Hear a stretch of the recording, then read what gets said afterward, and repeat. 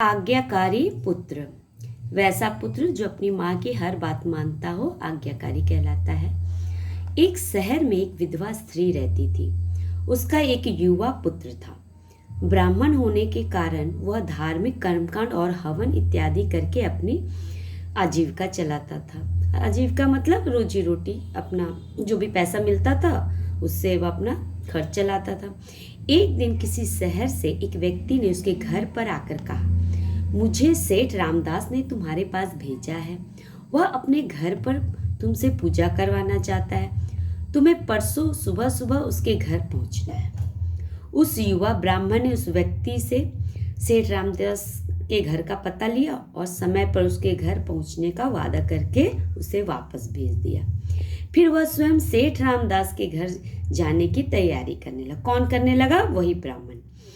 अगले दिन सुबह उसने थैले में से कुछ जरूरी कपड़े व सामान रख लिया। फिर जैसे ही वह सेठ रामदास के घर जाने के लिए तैयार हुआ, तभी उसकी विधवा माँ आ गई और बोली, बेटा तुम इतनी लंबी यात्रा पर अकेले क्यों जा रहे हो? किसी न किसी को अपने साथ अवश्य ले जाओ। इससे तुम्हारा साथ भी हो जाएगा और रास्ते में तुम्हारी सुरक्षा भी हो जाएगी। ये देखिए, ये माँ है उसकी और वो उसका बेटा है, जाने की तैयारी में है। जैसे कि हर माँ को चिंता होती है ना अपने बेटे की, हाँ, कौन क्या कर रहा है, कहाँ जा रहा है। तो उसकी माँ ने उसे कहा कि अपने साथ किसी को ले लो। उसके बेटे ने तब कहा, माँ मैं जानता हूँ कि तुम्हें मेरी बहुत चिंता रहती है, परंतु आज तुम्हें मेरी चिंता करने की कोई आवश्यकता नहीं। भले ही मैं लंबी यात्रा पर जा रहा हूँ और रास्ता भी जंगल का है, परंतु फिर भी खतरे की कोई बात नहीं है। इस जंगल में जंगली जानवर डाकुओं का कोई डर नहीं। उस युवा ब्राह्मण ने अपनी माँ को समझाते हुए कहा, परंतु वह विधवा स्त्री फिर भी नहीं मानी और अपने बेटे को समझाते हुए बोली, बेटा मैं फिर भी कहूँगी कि तुम अपने साथ किसी न किसी को अवश्य ले जाओ और कुछ नहीं तो तुम्हारा साथी हो जाएगा।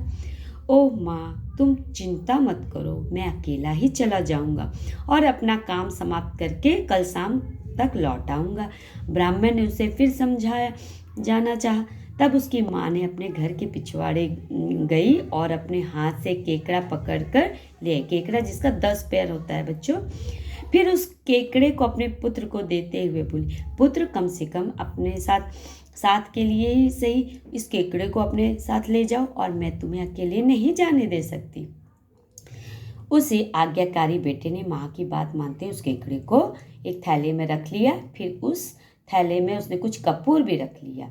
कपूर पता है ना, जो पूजा में हम लोग जलाते हैं हवन में। फिर वह अपनी माँ का आशीर्वाद लेकर शहर की ओर चल पड़ा। चलते चलते रास्ते में बहुत तेज गर्मी पड़ने लगी। दोपहर की तेज धूप उसकी पीठ पर पड़ने लगी। गर्मी से बचने के लिए उसने एक छायादार पीपल के पेड़ के नीचे विश्राम करके खाना खाया और ठंडी छाया में लेट गया। कौन लेट गया? वही ब्राह्मण। थोड़ी ही देर में उसे नींद भी आ गई। खाने के बाद हर किसी को नींद आती है।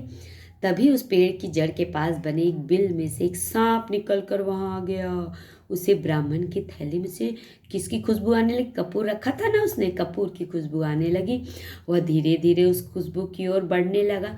फिर उस खुशबू का पीछा करते करते वह तेजी से उस थैले में घुस गया और उसमें रखा जो कपूर है उसको खाने लगा। कौन खाने लगा?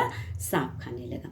सांप की हरकतों से थैले के अंदर बैठे केकड़े को क्या हो गई? बहुत परेशानी होने। केकड़ा भी तो उस थैले में था।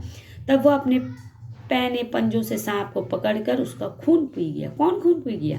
केकड़ा। इस तरह वह सांप मर गया। कुछ घंटों बाद जब ब्राह्मण की नींद खुली तो मरे हुए केकड़े और सांप को उसके पास बैठा देखकर उसे आश्चर्य हुआ। सारी बात उसकी समझ में आ गई। ओह, इस केकड़े की वजह से आज मेरी जान बच गई। यदि आज यह न होता तो आज यह केकड़ा नहीं होता उसके पास तो यह खतरनाक सांप किसे काटता हो? उसे काट लेता ब्राह्मण को।